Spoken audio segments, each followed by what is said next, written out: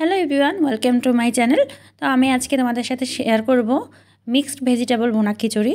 তো এর জন্য আমি প্রথমে নিয়েছি 1/3 কাপ মুগের ডাল।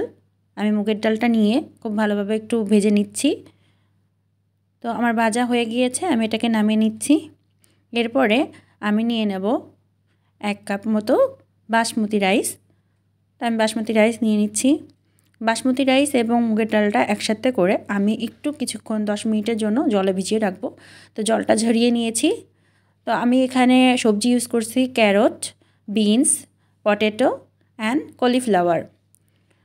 আর আমি ফোড়নের জন্য ইউজ করছি 2টো তেজপাতা, 5 ফোড়ন, 2টো শুকনো লঙ্কা এবং 3টা এলাচি।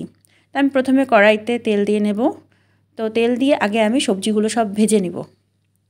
তো আমি বিনস, ক্যারট, কলিফ্লাওয়ার এবং পটেটো দিয়ে খুব ভালোভাবে আগে ভেজে নেব।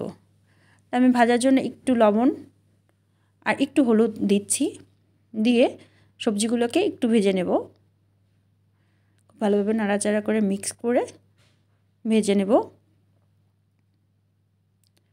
একটু সময় লাগবে, আমরা একটু মিডিয়াম টু লো ফ্লেমে রেখে এটাকে ভাজতে থাকবো। তো ভাজা হয়ে গেলে পরে আমরা এটাকে তুলে নেব।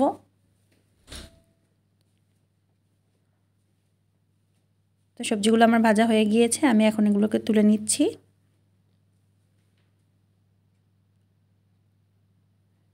সবজিগুলো তুলে নেওয়ার পরে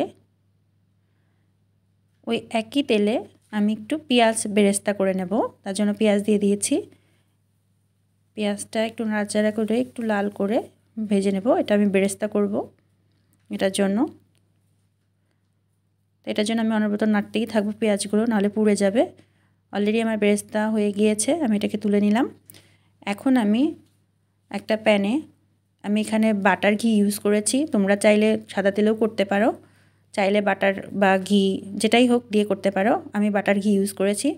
তো এটা গরম হয়ে আসার পর আমি যে ফোড়নের জন্য যা নিয়েছিলাম তেজপাতা, শুকনো লঙ্কা, এলাচি এবং 5 ফোড়ন, সেগুলো দিয়ে দিয়েছি। তো এটাতে একটু নাড়াচাড়া করে তারপরে আমি পেঁয়াজ, টমেটো, কাঁচা লঙ্কা কুচি এগুলো দিয়ে দিলাম। আর একটু ধনিয়া পাতা কুচি দিয়েছি। দিয়ে এটাকে খুব ভালোভাবে নাড়াচাড়া করে নিচ্ছি। তো একটু নাড়াচাড়া করে নেওয়ার পরে যখন পেঁয়াজটা একটু নরম হয়ে আসবে, তো এই মুহূর্তে আমি দিয়ে দিলাম আদা রসুনের পেস্ট হাফ চামচ করে। আমি কিউব করে রেখেছিলাম, তাই একটা কিউব দিয়ে দিয়েছি। তোমরা হাফ চামচ করে দেবে। এখন এই পর্যায়ে আমি দিয়ে দিচ্ছি স্বাদ মতো নুন,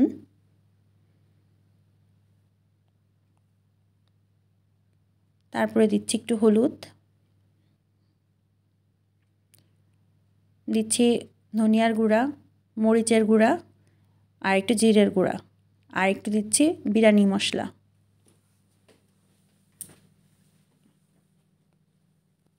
দিয়ে এটাকে খুব ভালোভাবে মিক্স করে নিচ্ছি মশলাগুলো।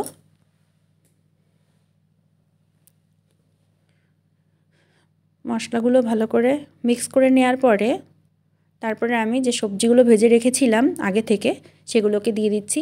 দিয়ে আবার খুব ভালোভাবে এটাকে মিক্স করে নিব। খুব ভালোভাবে মিক্স করে নেব, কষিয়ে নেব মশলার সাথে সবজিটা। মশলার সাথে সবজিগুলো কষানো হয়ে গেলে এই পর্যায়ে আমি দিয়ে দেব চাউল এবং ডাউল যে ধুয়ে জল ঝরিয়ে রেখেছিলাম সেটা। এটাকে দিয়ে খুব ভালোভাবে এখন মিশিয়ে নিচ্ছি। ভালোভাবে আমরা ভাজতে থাকবো, একটু সময় নিয়ে ভাজবো।